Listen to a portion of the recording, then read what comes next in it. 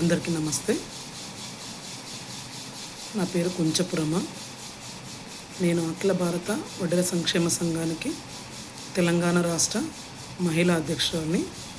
నిజాంపేట్లో కాంగ్రెస్ పార్టీకి ఓబీసీ మహిళా ప్రెసిడెంట్.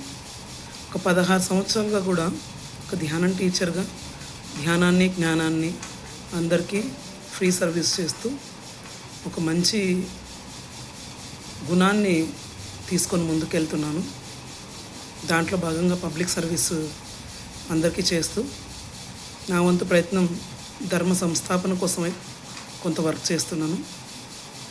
ఈ విషయంలో ఎవరైతే మంచి చేస్తున్నారో వాళ్ళకి చెడు కూడా అంతే ఎదురవుతూ ఉంటుంది. అందుగురించే నేను చెప్పాలనుకుంటున్నాను. మంచి చేసే వాళ్ళు ఎవరికీ నచ్చరు. ఎందుకు అనంటే మంచిగా ఉన్నవాళ్ళు లోపల ఉన్న వాళ్ళకి నచ్చుతారు. ఎందుకంటే వాళ్ళు ఇంట్లో ఉండి దేనికి సంబంధం లేని వాళ్ళ కొన్ని గమనిస్తూ ఓకే పలానా ఆవిడ మంచి చేస్తున్నారని ఒప్పుకుంటారు.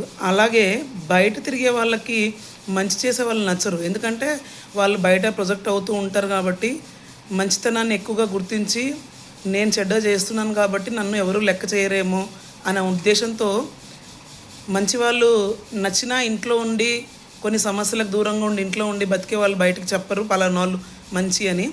అలాగే బయట ఉన్న వాళ్ళు మాత్రం వాళ్ళు చేసే పనులకు కొన్ని రోజులు నో నో నో అని చెప్పుకుంటూ వస్తారు.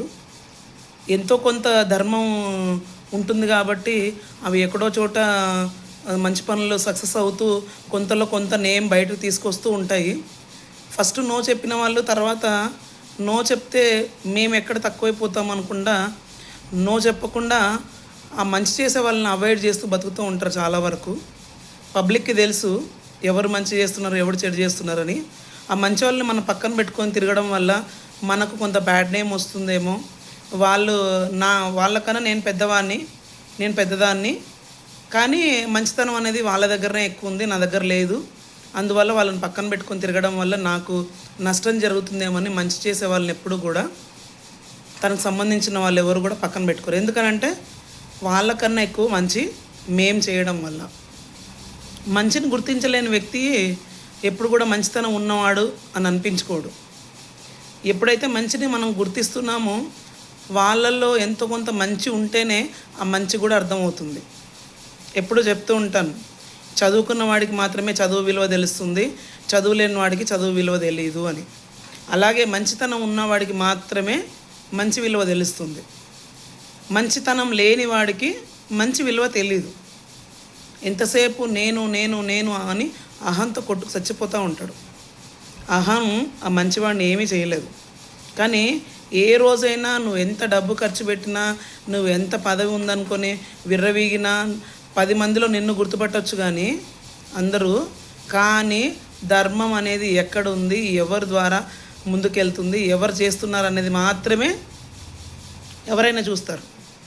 ఆ చూసిన రోజు ఈరోజు మంచి చేస్తున్నారనేసి 10 మందికి బయటకు వచ్చి చెప్పలేకపోయినా కూడా ఆ పాజిటివ్నెస్ అనేది ఏ రోజు ఆ మంచి చేసే వాళ్ళకు ఉపయోగపడుతుందో ఆ రోజు ఖచ్చితంగా ఉపయోగపడుతుంది. అది నేను నమ్ముతాను 100 to 100%. ఈరోజు మనీ ఖర్చు పెట్టు సంబంధించిన పదవులను బట్టి నేను అనే విషయాన్ని ముందు తీసుకెళ్ళడానికి అహంతో ముందుకెళ్ళిన వాళ్ళు ఏ రోజు కూడా గెలిచినట్టు చరిత్రలోనే లేరు. అలా గెలిచినట్టు ఉంటే ఈరోజు ఎమ్మెల్యే అయినవాడు రేపు ఎమ్మెల్యే కాకుండా ఉంటాడా?